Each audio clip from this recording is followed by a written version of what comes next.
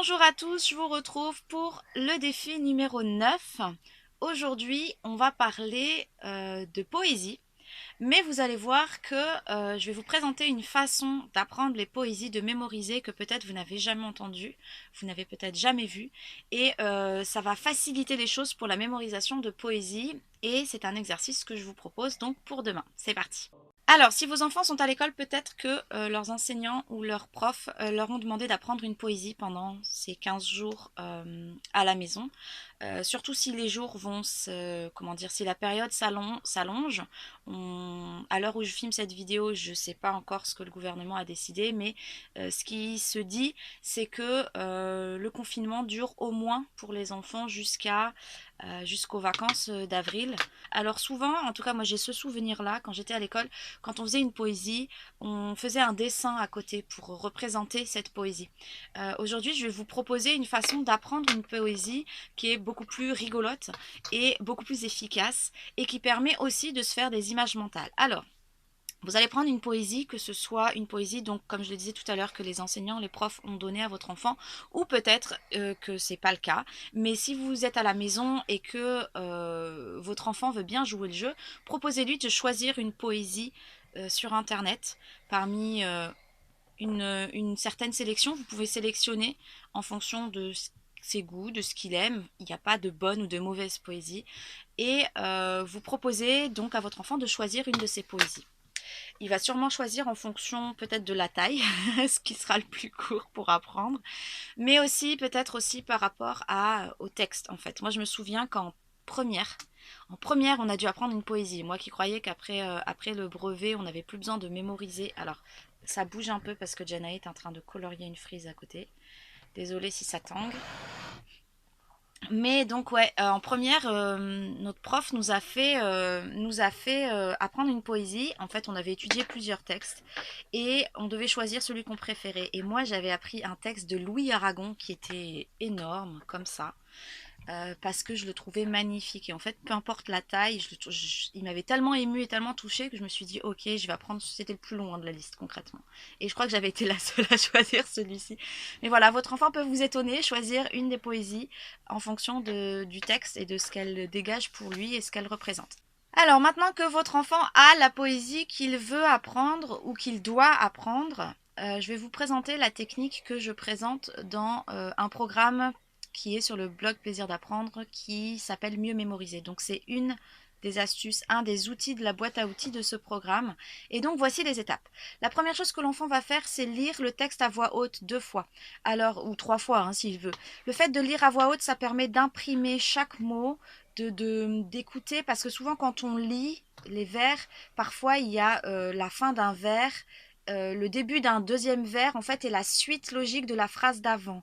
Ça s'arrête pas forcément en termes de ponctuation. On lit un vers, on a compris. Des fois, ça n'a pas de sens de prendre les vers isolés.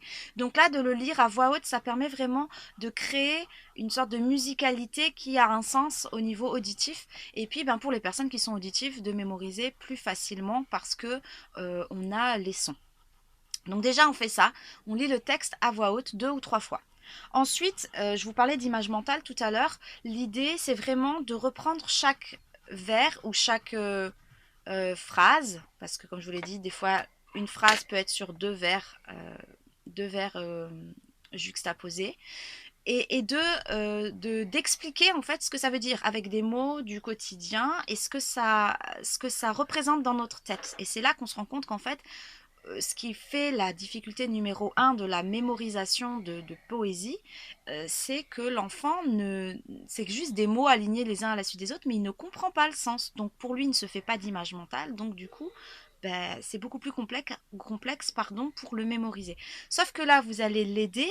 S'il ne voit pas, s'il ne visualise pas, vous allez essayer de débloquer certains mots pour l'aider à lui dire alors qu'est-ce que tu comprends, qu'est-ce que tu comprends. Et donc en fait de faire une sorte de film qui se déroule dans sa tête ou alors des photos précises.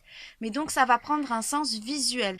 Alors on a l'ouïe parce qu'on a récité à voix haute, on a lu à voix haute, on a la vue parce qu'on se représente différentes scènes en fonction du texte qui nous est proposé.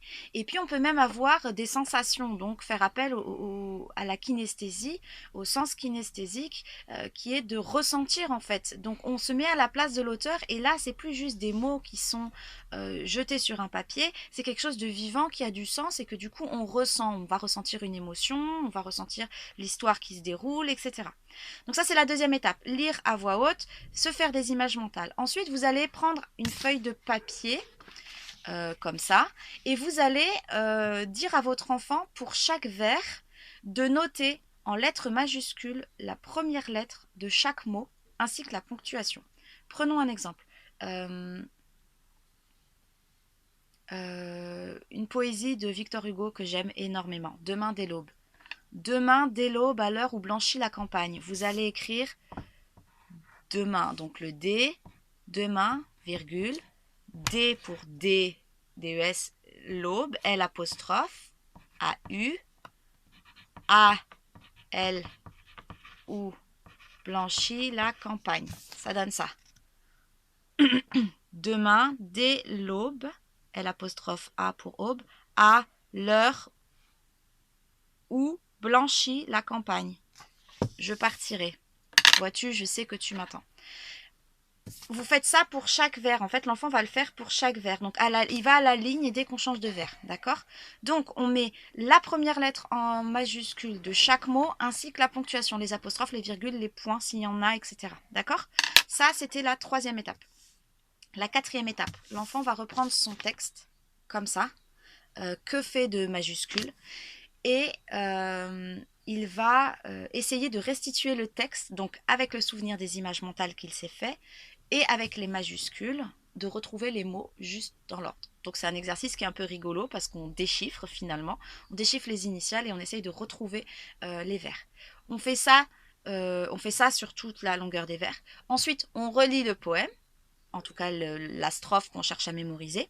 On relit le poème et on recommence. C'est-à-dire qu'on se remet sur les initiales et on essaye d'apprendre. Et en fait, vous allez faire ça 2-3 fois et vous allez vous rendre compte que vous avez mémorisé la poésie facilement. Voilà, c'était une astuce de mémorisation que j'avais envie de partager avec vous, qui ne fonctionne que quand on doit apprendre du par cœur, donc c'est parfait pour les poésies. La mémoire fonctionne de plein de façons différentes. Le par cœur, ça permet vraiment de développer la mémoire à court terme, et puis ensuite quand on s'entraîne, ça permet de développer la mémoire à long terme. Mais donc c'est une technique qui est beaucoup plus ludique et beaucoup plus rigolote pour mémoriser. Donc j'ai hâte de savoir quelle poésie votre enfant a mémorisé grâce à cette astuce. Voilà, c'est votre défi pour demain. Je vous laisse ici et je vous retrouve demain pour la suite. N'oubliez pas de liker la vidéo, de partager et de laisser un commentaire si vous avez des choses à nous dire. À demain, ciao ciao!